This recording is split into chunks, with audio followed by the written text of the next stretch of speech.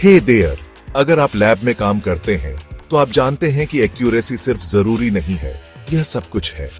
आज मैं एक बहुत जरूरी टॉपिक पर बात कर रहा हूं जो हमारे रिजल्ट्स को भरोसेमंद रखता है, वेस्टगार्ड रूल्स। तो चलिए इसे समझते हैं।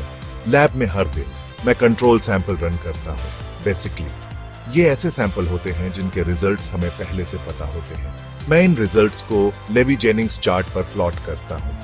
इसे एक ग्राफ की तरह समझें जिसके बीच में एक लाइन होती है जो मीन दिखाती है और दोनों तरफ स्टैंडर्ड डेविएशन के लिए बाउंड्रीज होती है, +1, +2, +3 और ऐसे ही।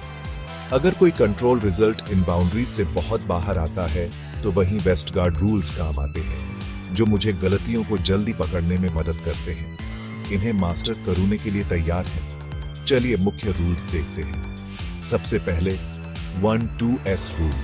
अगर मेरा कंट्रोल रिजल्ट सिर्फ एक रन के लिए +2 या -2 SD के बाहर है तो यह एक वार्निंग है। मुझे सब कुछ रोकने की जरूरत नहीं है, लेकिन मैं अलर्ट रहता हूं। अगला 1-3s रूल। अगर यह +3 या -3 SD के बाहर है तो यह एक बड़ा रेड फ्लैग है। मैं रन को रिजेक्ट कर देता हूं क्योंकि यह शायद एक रैंडम एरर की तरफ इशारा करता है, कुछ अनएक्सपेक्टेड अभी हुआ है। फिर 2-2s रूल। अगर लगातार दो रिजल्ट्स एक ही तरफ +2 या -2 SD के बाहर आते हैं तो यह एक सिस्टमैटिक एरर का संकेत है, जैसे कुछ लगातार गड़बड़ है। रिजेक्ट करूं और इन्वेस्टिगेट करने का टाइम। अब R4s रूल। अगर एक रिजल्ट +2 SD पर है और दूसरा -2 SD पर है, बेसिकली कंट्रोल्स के बीच 4 SD का जंप, तो ये रैंडम एरर का एक और संकेत है। आगे बढ़ते हैं 4-1s रूल पर। अगर मैं लगातार 4 रिजल्ट्स एक ही तरफ +1 SD के बाहर देखता हूं तो यह एक सिस्टमैटिक एरर है जो धीरे धीरे आ रहा है। और आखिर में 10x रूल।